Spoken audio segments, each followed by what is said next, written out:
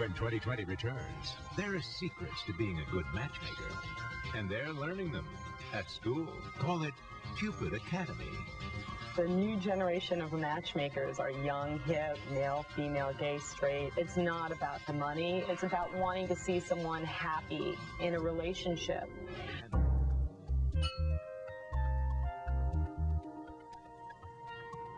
If you've ever tried to set up a friend on a blind date, you know how nerve-wracking and delicate matchmaking can be. Some people, like the Kellehers you met earlier, seem to have a knack for it. And apparently a lot of others think they would be good at it too, because matchmaking is becoming a hot business. So many people are lining up to become matchmakers that now there's even a school for it. Bill Ritter went to class for some lessons. Matchmaker, matchmaker, make me a match. Find me a find, catch me a catch. We know about the matchmakers of the past, like from Fiddler on the Roof, or from the movie Crossing Delancey. I got something for you. He's a little bit older than the Pickle Man. Ah, but those are your grandmother's old-fashioned versions of matchmakers. Now, the stereotype has been smashed. This is Alicia Silverstone's character in the recent TV series Mismatch. So, how would you describe yourself? Or the Laura Linney character in this past season's Frasier. Welcome to Charlotte's Web, a matchmaking service. Come in. Funny characters, to be sure, but serious business to 100 million American singles, most of whom are seriously looking for love. And that's a pretty good customer base for a new and potentially lucrative matchmaking industry.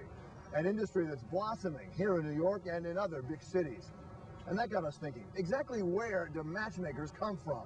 Well, it turns out some of them come from right there.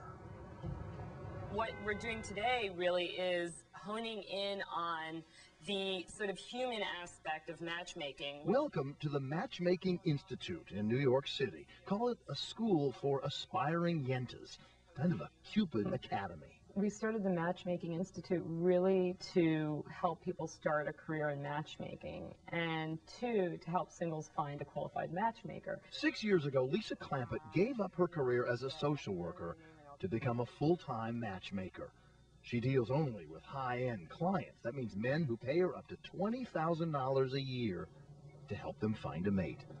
She says she loved being a matchmaker so much that she decided to start a school to teach others how to do it.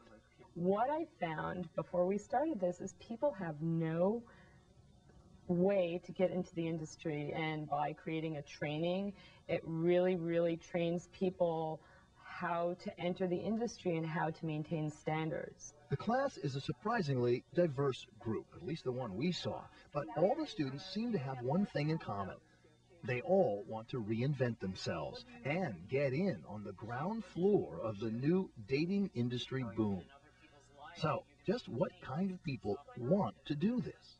I've been doing matchmaking. I love setting up people. Stephanie Eckert from Virginia Beach has worked in human resources for 20 years. She says she's always been an amateur matchmaker, but now she wants to turn pro. I met my husband through a matchmaking service online. So I do believe in the process.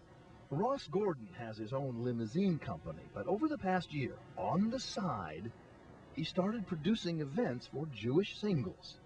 I realized that it is my passion, and hey, if I can make a living doing this, I'd be the happiest guy, right? Rob Anderson has been an animal groomer for 20 years. Now he wants to become a matchmaker for a market segment he thinks is ready to take off. Being a gay man in Manhattan, I also know how difficult that is to meet the right person. And then there's Violet Lim, who lives halfway around the world in Singapore.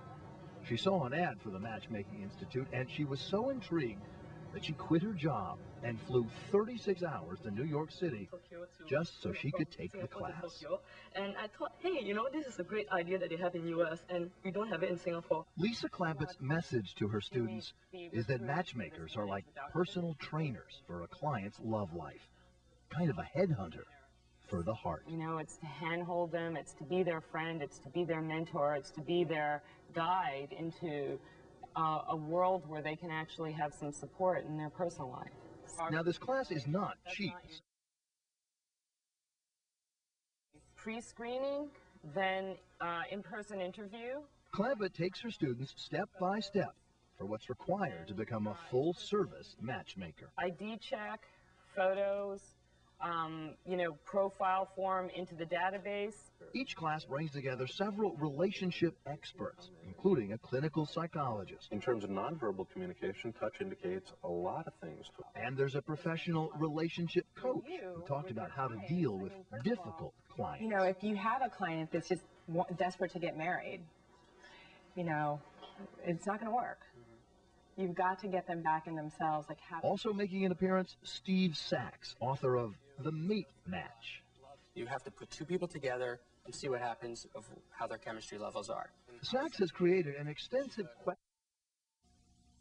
thousands of new members every week, and it's that popularity, says Lisa Clampett, that's also created a mass market for matchmakers. What we're finding now is a transition from online dating to a more personalized approach, having more privacy, having more face-to-face time with someone who screens the matches for them. But who screens the matchmakers? After all, they're not exactly licensed by the state. We've actually created a National Board of Certified Matchmakers, which is created by the Matchmaking Institute to follow quality standards. By the time this group has finished the Matchmaker Workshop, Clampett has them pumped up and ready to start spreading the love. I would say probably 50% of the students, maybe a little bit more, will go out and become successful matchmakers. Can you tell right away in your classes who's going to be a good matchmaker and who's not?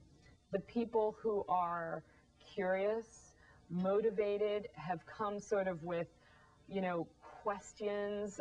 They've done their homework in terms of their little niche market. A few weeks after the workshop ends, we check back with some of the folks we met at the Matchmaking Institute just to see how they're doing.